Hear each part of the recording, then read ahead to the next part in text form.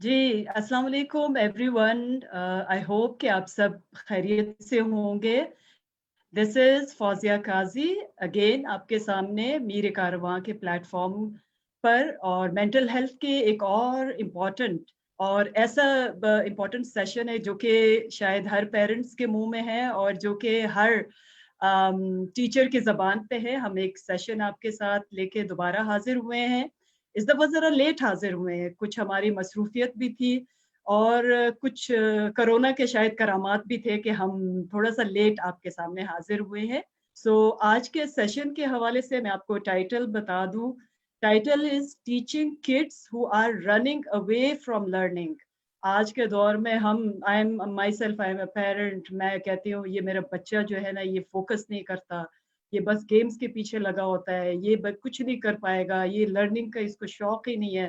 Teachers कहते हैं हमारा दिमाग खराब हो गया है, ये बच्चा सुनने के काबिल ही नहीं होता, ये सुनता ही नहीं है। So, you know, those kind of issues are there. And over and again, we have again captured our very known, our very प्यारी हमारी स्पीकर है, हमारी एक्सपर्ट है Amna Baig. She is a clinical psychologist and a therapist. हमने जब से इनको capture किया है, हम इनको छोड़ नहीं रहे। हम कह रहे हैं कि आप हमें मज़ीद अपना एक्सपीरियंस बताइए, शेयर करें। आमना, वेलकम यू ऑन बोर्ड। अस्सलाम वालेकुम। वालेकुम सलाम, थैंक यू सो मच। कैसी हैं आमना, ठीक हैं? अल्हम्दुलिल्लाह, अब बेहतर बेहतर हूँ। चीज़ें नॉर्मैलिटी की तरफ जा रही है ना आमना? शुक्र अल्हम्दुलिल्लाह, कोविड से थोड़ा-सा हम लोग नॉर्मैलिटी की तरफ जाने लगे हैं। रिलेटिवली बेटर नाउ, मतलब अब चीज़ें अपने ट्रैक पे आ रही हैं, मौसम थोड़ा गर्म हो रहा है तो हुँ, अब सही है सब कुछ। या so I am now coming back to our जो हमारा आज का टॉपिक है बेसिकली जो बच्चे लर्निंग को अवॉइड करते हैं या जो अवॉइडिंग बिहेवियर है उसके हवाले से हम आपसे बहुत कुछ जानेंगे इंशाल्लाह। सो हमें ये बताइए कि ये जो अवॉइडिंग जो बिहेवियर है या बच्चा सीखने से भागता है या बच्चा सीरियस नहीं होता है या बच्चे को जब आप पढ़ाएं सिखाएं तो वो बीच में कह देता है कि मम्मा वो जो आया था क्या कहते हैं वो पबजी में इस तरह हुआ था, फलां में इस तरह हुआ था, तो जो डिस्ट्रैक्शन है थोड़ा-सा हमें उसके हवाले से बताइए कि what it is all about?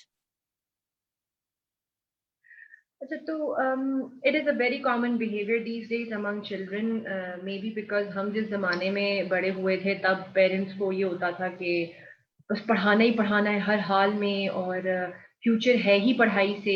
अब थोड़ा-सा I have been noticing personally because I myself am in an educational institute. बहुत सी रीज़न्स होती हैं जो समटाइम्स जिसमें बच्चे की गलती होती है, समटाइम्स टीचर की गलती होती है, समटाइम्स पेरेंट्स की गलती होती है। But for now, like for today's session, I'm just going to focus on the child. You know, what is there in the child that could be the reason behind this need to run away from learning. एक होता है कि बच्चे का IQ थोड़ा लो हो, कि बच्चा चीज एब्जॉर्ब ही नहीं कर पाता, समझ ही नहीं पाता है कि टीचर बिल्कुल, बोले समझ जा रही है, जाइएगा। टीचर फोकस कर रही है बच्चे पे, लेकिन his mind does not have the ability or her mind doesn't have the ability to absorb that knowledge or to understand it. Second, too many distractions in your surrounding, in your environment. There are too many distractions starting from television, internet, video games, too many friends. If you're living in a joint family system, तो एक वो reason हो सकती है. And lastly, no interest. पढ़ना ही नहीं है, क्यों? क्योंकि बच्चे को हम गलत सब्जेक्ट पढ़ा रहे हैं, उसकी इंटेलिजेंस के टाइप का सब्जेक्ट नहीं पढ़ा रहे। ना ये एक बड़ा ब्रॉड टॉपिक है, but primarily I'm going to try to focus on the first two. Low IQ, you know, sometimes there are some kids जिनकी neurological development उस तरह से नहीं होती. It could be a genetic issue as well. जैसे हम autism की बात करते हैं, या हम पुराने जमाने में एक एस्पर्जर सिंड्रोम होता था कि बच्चा किसी एक डोमेन में ब्राइट होता था बट बाकी सब में बहुत स्ट्रगल करना पड़ता था। ठीक है, I'll give an example कि एक बच्चा है who is really good at joining things together and making some toy or something, but at the same time that child cannot make a simple sentence. ठीक है, तो उसकी mental abilities are really outstanding in one domain but nearly zero in all the other domains. तो एक ये reason हो सकता है. टू मैनी डिस्ट्रैक्शंस जी हमारे यहाँ एक बहुत बड़ी चीज है जिसका नाम है वीडियो गेम्स, जिनसे मैं बहुत तंग हूँ पर्सनली। तो मैं भी दैट बहुत इज ज्यादा। वन ऑफ, अब वीडियो गेम्स हो गया आपका, सोशल मीडिया का यूजेज बहुत ज्यादा हो गया। अभी आप देखें तो 12, 11, 13, मतलब इस एज ग्रुप के बच्चे भी आपको इंस्टाग्राम, स्नैपचैट पे नजर आएंगे। तो these are the things which kind of you can say consume the mental resources of a child, and by the time he returns to his or her books, he or she would return to her books, अपना mind में इतनी energy नहीं बची होती है कि कुछ पढ़े, कुछ फोकस करे। अच्छा, अब lastly, a certain type of intelligence. Now there was this very amazing psychologist who said कि हर बच्चे को अल्लाह ताला ने या by nature उसके अंदर different abilities होती हैं, different you could say type of learning abilities होती हैं। जैसे जिसमें logical mathematical intelligence आ जाता है, linguistic intelligence आ जाता है, spatial, musical, bodily kinesthetic, interpersonal और intrapersonal भी, and then naturalistic। अब ये सुनने में बहुत मोटे मोटे लफ्ज लग रहे हैं, लेकिन I would like to just give you a brief idea. हर बच्चा मैथ्स में अच्छा नहीं हो सकता, ठीक है? व्हाई? बिकॉज वो किसी और चीज में अच्छा होगा। हर बच्चा रट्टा लगाने में अच्छा नहीं हो सकता, व्हाई? क्योंकि मे बी वो कॉन्सेप्चुअल स्टडी बहुत अच्छी करता है। I have seen some kids excelling in the O level, A level system and being nearly zero in metric system. एक टाइम पे मैट्रिक सिस्टम में ज्यादातर रट्टा होता था और ओ लेवल, ए लेवल में बहुत ज्यादा कॉन्सेप्ट होता था। तो क्या ये फेयर है कि मैं कहूँ कि यार ये बच्चा मैट्रिक सिस्टम में नालायक है तो ये है ही नालायक, इसको आता ही कुछ नहीं है? और शुड आई थिंक कि is this the right method to teach him? क्या ये बच्चे के लिए बना है या नहीं बना? I'll give you one example from my own life. My personal example is that जब मैं एपीएस में पढ़ती थी, मैं शुरू से एपीएस में पढ़ी नहीं थी। तो बीच में अचानक से जब हम 6th ग्रेड में होते थे तो हमारा पूरा सिस्टम बदल गया था।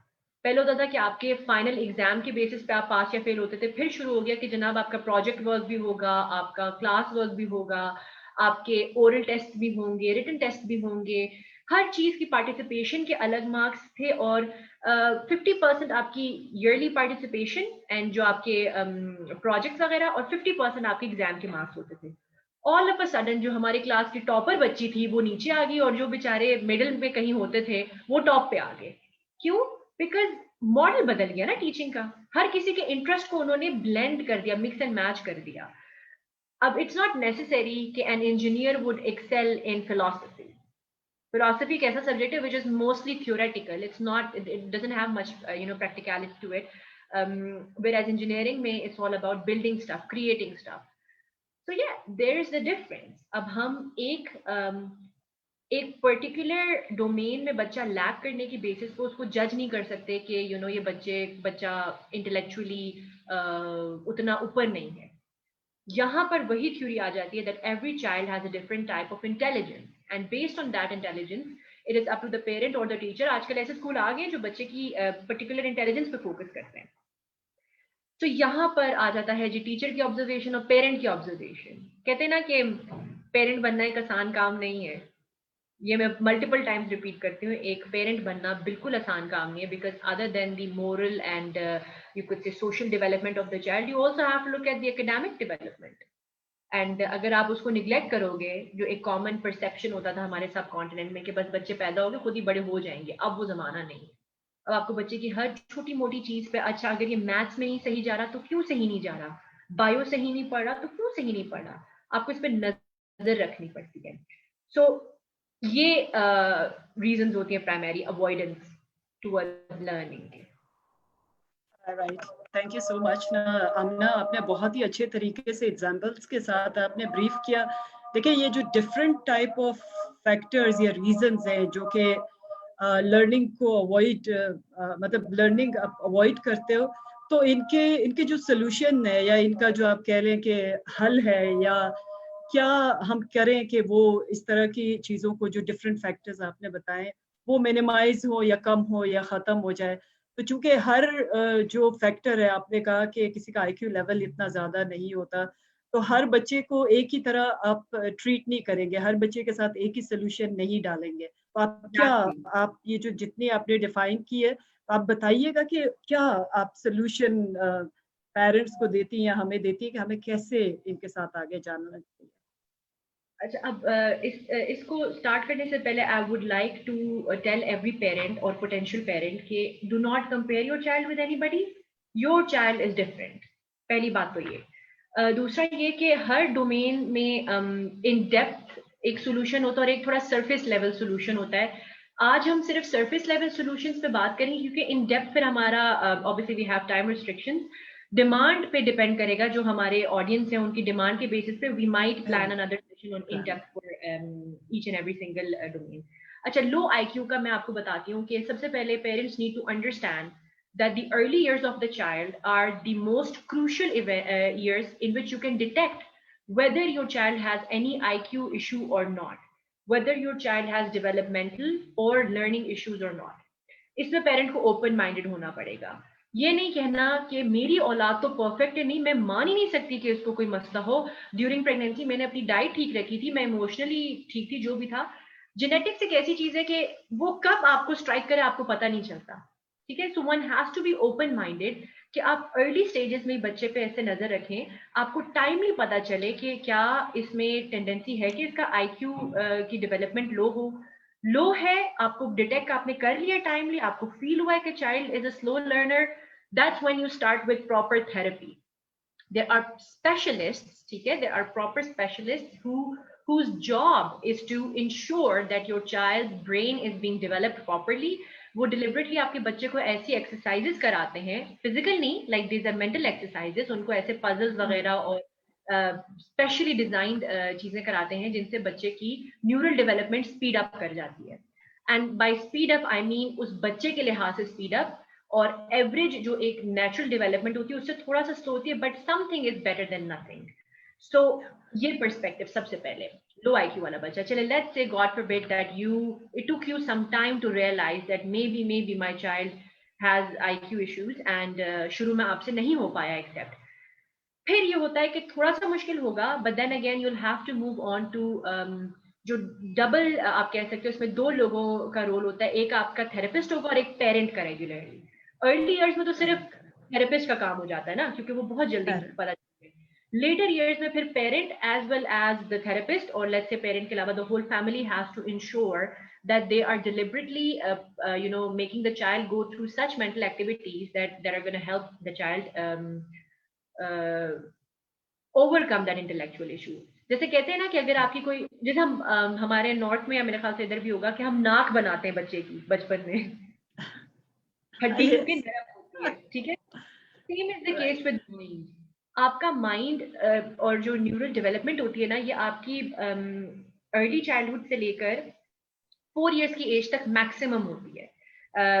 आप कह सकते हो कि न्यूरोलॉजिकल डेवलपमेंट बहुत फास्ट होती है, और आपकी जो छोटी एज की लर्निंग होती है वो सबसे स्ट्रॉन्ग होती है। So this is the perfect time for you to figure it out whether your child has an IQ issue और not. Secondly, coming to distractions. अच्छा, there is a system of punishing your child and rewarding your child. I would not promote the concept of punishing, but I would say कि जैसे let's say आपको पता है आपके बच्चे को video games का बहुत शौक है, आप उसको इंसेंटिव दो, but this much if you, and इसमें parent has to be strong. I have seen so many parents, like being a teacher, मैंने ये देखा है कि मेरे सामने पेरेंट्स वादे और दावे करके जाते हैं कि हम बच्चे को देखना, अब आप नेक्स्ट टाइम देखेंगे बिल्कुल ठीक होगा, ये होगा वो होगा, and I literally catch them my self कि वो बच्चे को वो करने दे रहे हैं जिस चीज से मैंने पर्टिकुलरली मना किया है। कि अगर मैंने कहा कि वीडियो गेम्स नहीं खेलने देनी, तो नहीं यार वो उसने सुबह से इतना पढ़ रहा था तो आई थॉट वो थक गया तो ही needs a break. But parent ने खुद नहीं देखा कि क्या वो पढ़ रहा था, क्या उसने जो इतने घंटों अपने आगे बुक खोली है क्या उसने कुछ अपने दिमाग में रिटेन भी किया या नहीं किया।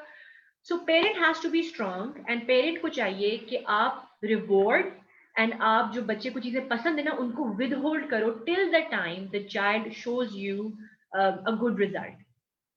आप बच्चे को इंसेंटिव दो कि अच्छा इतना होमवर्क है, आप ये करोगे तो I will let you spend this much time on the computer. I wouldn't say कि आप बच्चों से प्रॉमिस करो कि बेटा मैं तुम्हें सेल फोन खरीद दूंगी, या मैं तुम्हें नया एक्सबॉक्स खरीद दूंगी, या I will buy you a new tablet. तो ये नहीं करना, जो ऑलरेडी है आप उसी को एक रिवॉर्ड बनाओ, उसी को विद होल्ड कर दो, ताकि बच्चे को पता हो कि whatever I have to earn it, I have to keep on earning it again and again, और you I have to pay a rent. ठीक है, the best way to explain would be that a child has to pay the rent. Lastly, coming to the type of intelligence. अच्छा, ये थोड़ा complicated है. इस topic से मैं खुद भी समटाइम्स भागती हूँ क्योंकि it's very difficult to figure out at an early age कि बच्चे की किस टाइप की इंटेलिजेंस है. वो तो आप खुद टेस्टिंग करते हो और टीचर के पास, I will be honest, I will be really honest with you, और मतलब being a teacher myself, मेरे पास इतना टाइम नहीं होता कि मैं हर बच्चे का अलग से डिटेक्ट करूँ कि क्या वो मैथ्स में अच्छा है, क्या वो साइंस में अच्छा है, क्या वो स्टोरी बनाने में अच्छा है, या वो फिजिकल एक्सरसाइजेस में अच्छा है. इतना टाइम नहीं होता. तो यहाँ पर पेरेंट का काम है कि पेरेंट देखे मेरा बच्चा क्या चीज एंजॉय करता है, क्या चीज एफर्टलेसली कर पाता है या थोड़ा सा एफर्ट डाल के किस में वो एक्सेल कर रहा है, और कौन सी चीज है जिसमें एफर्ट डालने के बावजूद भी वो जीरो हो रहा है, मतलब नहीं कर पा रहा कुछ. नहीं कर पा रहा. I used to think before I studied psychology, I used to wonder कि कुछ लोग हैं जिनको मैथ्स नहीं आती, कैसे मैथ्स नहीं आ सकती, मतलब मुझे नहीं समझ आती थी. But then when I read it, there are separate areas in your brain to deal with different types of skills. तो फिर मुझे अंदाजा हुआ कि it could be the reason कि that particular part of your brain is not getting that much neural activity जितना दूसरे areas पे मिल रहा है. तो जब आप डिटेक्ट कर लो ना, try your best कि बाकी डोमेन्स के साथ साथ आप ब्लेंड कर लो. ठीक है, जैसे मैं what I like to do is, जैसे मेरा कोई बच्चा मैथ्स में बहुत अच्छा है बट इंग्लिश में अच्छा नहीं है, ठीक है, तो आई ट्राई माई बेस्ट कि मैं उससे क्रिएटिव राइटिंग में ऐसी स्टोरीज बनाने को कहूँ जिसमें मैथमेटिक्स इन्वॉल्व हो. तो वो बच्चा अपने मैथमेटिकल एक्सपीरियंसेस के बेसिस पे स्टोरी भी बना देगा. ठीक है, क्रिएटिव राइटिंग भी होगी और बच्चे का इंटरेस्ट भी इंटैक्ट रहा. And this is a misconception कि if a child has a certain type of intelligence तो वो दूसरे डोमेन्स में एक्सेल कर ही नहीं सकता. करेगा, but you will have to as a parent and as a teacher you will have to put an effort. और मैं अभी मुझे बताते मतलब जो बोल रही हूँ उसी में मुझे फील हो रहा है कि कुछ लोगों को लगेगा कि यार ये कितनी मतलब बच्चों को पालना कितना मुश्किल काम है. बिल्कुल. It is. बाकी मतलब you as a mother I would like to ask you कि आपको लगता है being a parent is as easy as our ancestors claimed it to be? No, it's not. It's not, because one of the primary thing is this, Amna, तो आपने सवाल किया, मैं जवाब दे देती हूँ. Being a parent बहुत मुश्किल है क्योंकि पिछले दौर की जो चीजें थी वो बहुत सिंपल थी. Access to information, access to knowledge, access to the outer environment was not that much. ना अभी क्या होता है, even then वो अपने peers में बैठते हैं, अपने environment में बैठते हैं. अच्छा, इंटरनेट है, कनेक्टिविटी है, दुनिया की चीजें जानते हैं. आपको एज अ पेरेंट्स हमें तो बहुत डिफिकल्टी होती है. They just want in each and everything. वो मांगते हैं भाई इसका हमें लॉजिकल आंसर दे दो. हम तो कुछ मिथ्स पे भी चल जाते थे उस जमाने में. फैंटेसीज वाले जो आंसर्स हमें मिलते थे हम उस पे भी चल जाते थे. But this time it's a bit difficult. Yes, you are right. जैसे अभी आप ये बात बताते ही ना मेरे माइंड में एक एग्जांपल आई कि I was supposed to send you an outline earlier.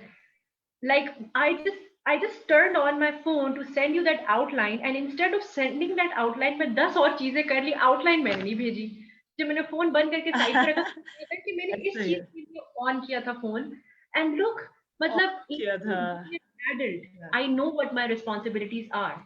Still आपकी मल्टीपल कमिटमेंट्स की वजह से आप डिस्ट्रैक्ट हो जाते हो. तो एक बच्चा तो बच्चा है, उसका इतना सेल्फ कंट्रोल नहीं है अभी. अच्छा, तो ये चीजें पेरेंट्स को बहुत ज्यादा ध्यान से डील करनी पड़ती है क्योंकि आप ये नहीं कह सकते हो अब. अच्छा, being a parent is a full time job, 24/7, no holidays, nothing at all, unless or until you hire a nanny who is an expert in all the subjects and she takes responsibility of handling your child, जो कि हम नहीं afford कर सकते. ठीक है, afford कर सकते. बिल्कुल, यू आर राइट. अभी वही बात कि पेरेंट बनने से पहले आप ये चीज सोच लें for potential parents out there कि it's not as easy as it used to be back in the time of our parents and their parents. अभी इस जमाने में अगर आपने एक बच्चे को इस एबिलिटी के साथ रखना है कि वो सरवाइव कर पाए, उसमें 70% आपका एफर्ट होगा, और जब वो आपका 70% खत्म होगा ना, फिर बच्चे का शुरू होगा.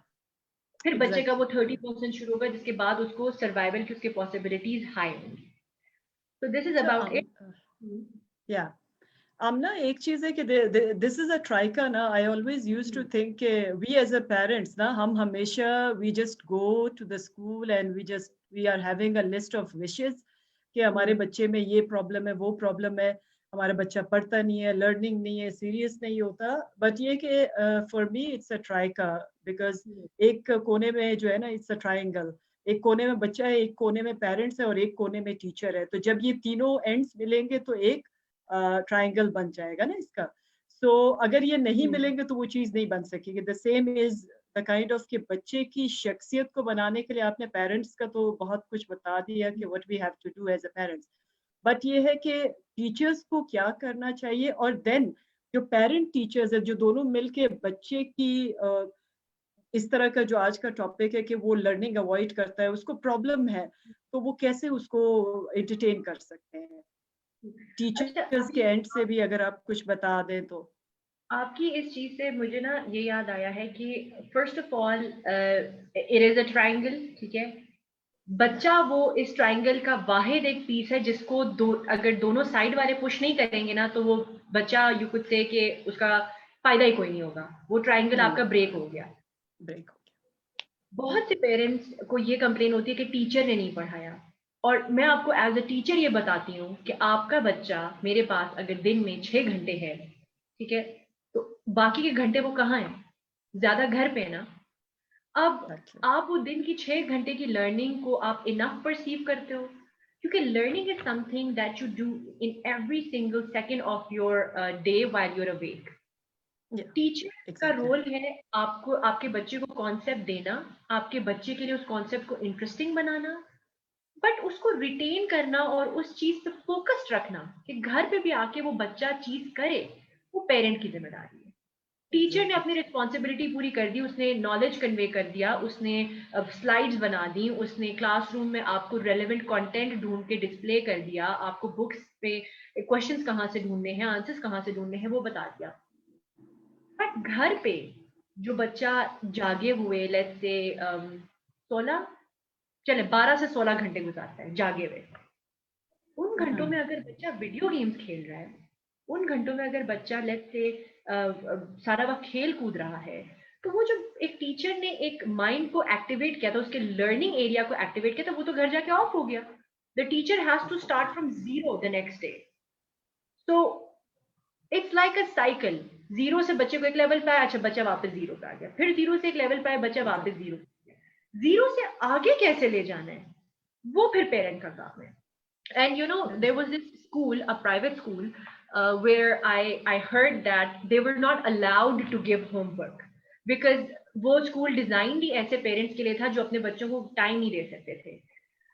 To me, maybe somewhere in the future मैं उसको फेवर करूं if I am a working parent, but बच्चा मैक्सिमम टाइम घर पे गुजारता है out of all the places. उसमें आप चले वीकेंड भी काउंट कर लें. अगर पेरेंट इंटरवीन नहीं करेगा, पेरेंट बच्चे को देखेगा नहीं, पेरेंट एक एनालिसिस नहीं करेगा कि is my child doing what he is good at, or is my child being forced to do something which he just cannot do.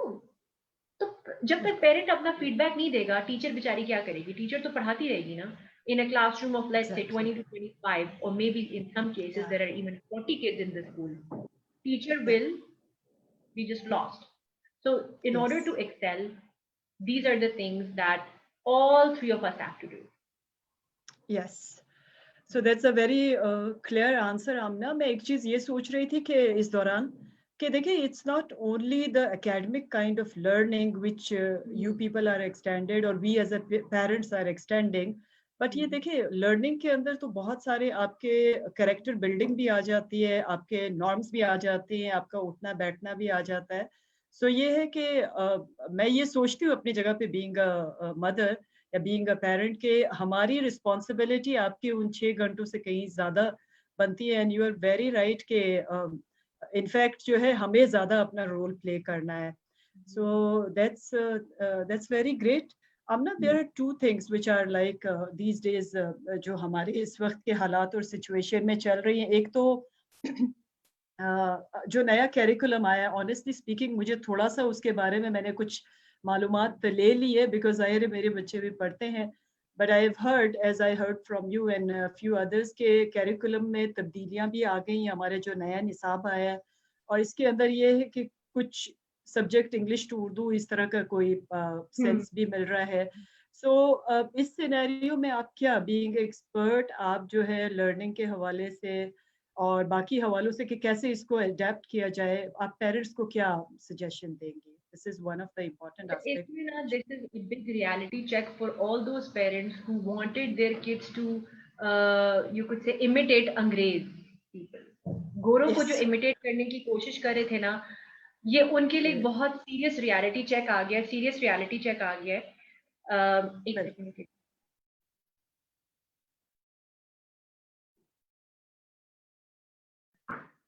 Can you hear me?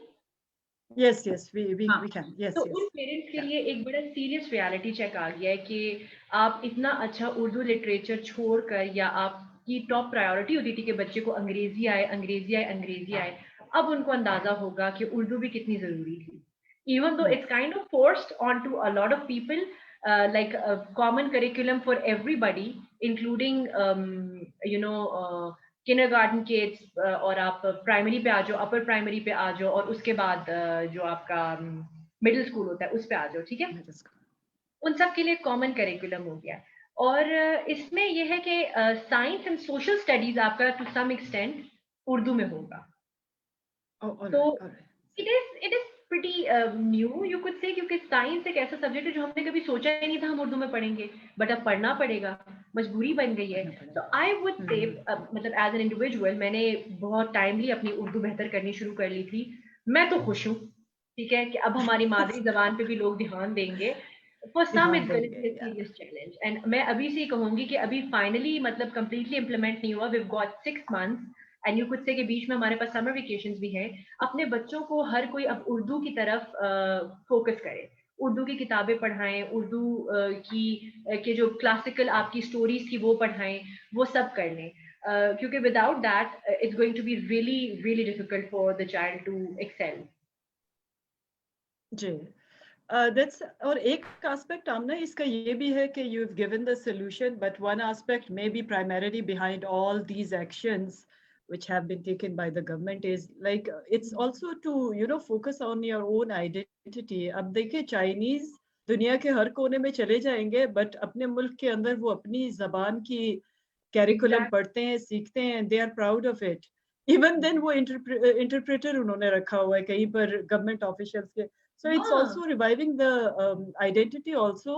और ये है कि हो जाता है. I have seen with my own son. मैं आपको बताऊं कि मेरा बच्चा है छोटा वाला, वो शुरू में प्राइवेट ऐसे स्कूल में था कि जहाँ उर्दू का कोई इतना कॉन्सेप्ट नहीं था, लेकिन मैंने उसको बाद में थोड़ा सा पाकिस्तानी सिस्टम में डाला. 1 साल मुझे लग गए, उसको खुद भी लग गए, लेकिन अभी माशाल्लाह he can like he's doing it. So that's a very great kind of suggestion. Thank you, Amna. Or lastly, Urdu was among endangered languages, and I'm kind of really happy that this has happened. Even though मुझे खुद थोड़ी तकलीफ हो जाएगी क्योंकि मुझे भी science अब उर्दू में, लेकिन I'll go with it. I have to. It's survival of the fittest. Survival of the fittest. अभी आपने सर्वाइवल ऑफ द फिटेस्ट की बात की. ये जो हमारा ऑनलाइन जो क्लासेस है वो एलिमेंट, इसके ऊपर बहुत सारे लोगों के बहुत डिफरेंट काइंड ऑफ व्यूज है. अब कुछ कहते हैं बस बच्चे जो है ना कंट्रोल में नहीं है, वो उनको जगाते हैं, वो कभी क्लास लेते हैं कभी नहीं लेते हैं, कोई इस तरह का इनेबलिंग एनवायरनमेंट नहीं है. क्लास के अंदर जाते थे, अच्छा था और इंटरेक्शन होता था. हमारे भी पेरेंट्स कहते हैं हमारी भी जान छुट्टी होती थी. सो इस तरह के, so what do you say about, is it like survival of the fittest वाला एलिमेंट है, या आप इसको क्या, इसके ऊपर थोड़ा सा हमें कुछ बताइए, then we will move towards our ending of the program. I'll be really you could say brutally honest कि all those parents जो कहते हैं ना कि other than those who genuinely have the issue of internet connectivity and of affordability of gadgets, बाकी जो afford करने के बावजूद ये कहते हैं ना कि ये फजूल है, ये इसमें कोई लर्निंग नहीं होती है, I really disagree with them कि it's the need of this time. अगर आप टाइम के हिसाब से अडेप्ट नहीं करेंगे तो आप पीछे रह जाएंगे. अगर आप अपने बच्चे के सामने कॉन्स्टेंटली ये बात बोल रहे हो कि ऑनलाइन लर्निंग तो फजूल है, ऑनलाइन लर्निंग का कोई फायदा नहीं है, you are giving your child an excuse. To say that मुझे कुछ समझ नहीं, मेरे लिए मुझे मैम की समझ नहीं आती है, या ये मसला था या वो मसला था. You're giving your child an excuse. As a parent, what you should do at this particular point is to see it this way. अच्छा, times have changed. It has changed for everyone.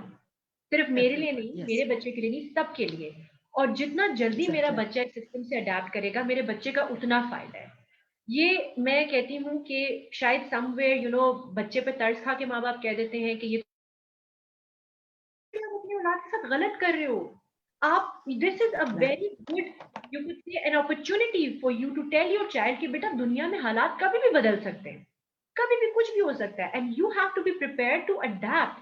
You should be flexible enough to overcome these issues. And जैसे जैसे दुनिया, अब वही बात ना, कुछ लोगों ने इसका इतना फायदा उठाया है कि मैं कहती हूँ मतलब these are people जो सर्वाइव करेंगे आगे. और some have just given up. So यही है कि उसके सामने बच्चे को ही आप एक्सक्यूज बनाकर मत दो कि वो उन्हीं एक्सक्यूज को यूज करके फिर ना पढ़े.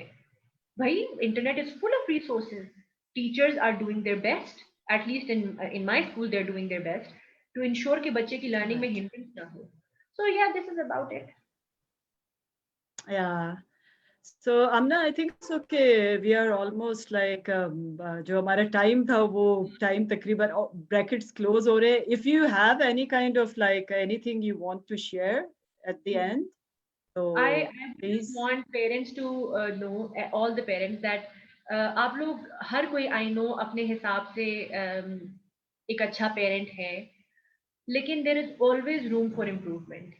There is always room for improvement, and your learning as an individual, it never starts from the cradle till your grave.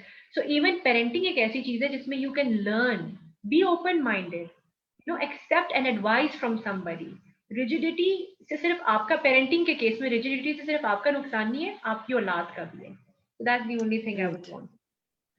Thank you so much, Amna. Really kind of you, and you are very generous. आप अपना time देती हैं, and we are very much grateful on the platform of Meere Karwan कि आप अपना time देती हैं. Taking the words of Amna, देखें हमें as a parents जो है, we have much bigger role. Let's not act like a parents. Let's not be very rigid. Let's be friendly with our children. और हमें अपने बच्चों के रवैयात, उनके attitude और उनके कैरेक्टर को समझना बहुत ज़रूरी है. हमें उनसे दोस्ती करनी है. हमें उनको उस हद तक एक्सपेक्टेशन के लेवल पे नहीं ले जाना कि जहाँ पर वो बच्चे अपने माँ बाप की एक्सपेक्टेशन पे नहीं उतरे तो वो अपनी जान लेने को आ जाएं. अनफॉर्चुनेटली इस तरह के केसेस सामने आ रहे हैं, and we just want to say कि प्लीज़ ये आपकी ज़िंदगी बहुत खूबसूरत है, इसको एंजॉय करें.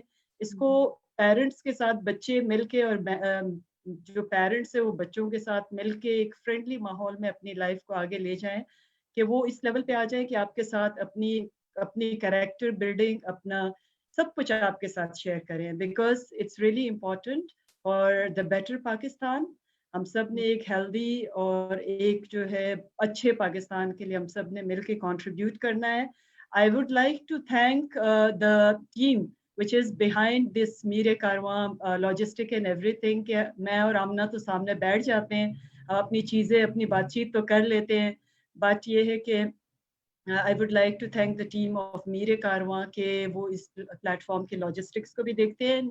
I would like to thank our audience. मैं रिक्वेस्ट करूँगी कि इस कारवां के अंदर हम पीछे जो टीम है और हम जो दो सामने हैं, हम नहीं है बल्कि आप आइए और हमारे इस कारवां का हिस्सा बनिए. We would be requesting कि आप में से कोई साइकियाट्रिस्ट है, कोई एक्सपर्ट है, कोई इस तरह के सिचुएशन से गुजर के माशाल्लाह सक्सेसफुली वो अपनी नॉर्मल लाइफ जी रहा है, तो प्लीज़ आप आइए, आप अपने एक्सपीरियंस को शेयर कीजिए, लोगों तक ये नॉलेज और मालूमात फैलाइए ताकि हमारा मुल्क और हर घराना जो है एक बहुत ही पीसफुल और खूबसूरत तरीके से आगे जाए. आप तमाम का सुनने का बहुत शुक्रिया. हमारा अगला सेशन भी इंशाल्लाह हम जल्दी करेंगे, आप ही के मशवरों पे करेंगे. अपना बहुत ख्याल रखिए. Thank you so very much. God bless you all. अल्लाह हाफिज़. पाकिस्तान जिंदाबाद.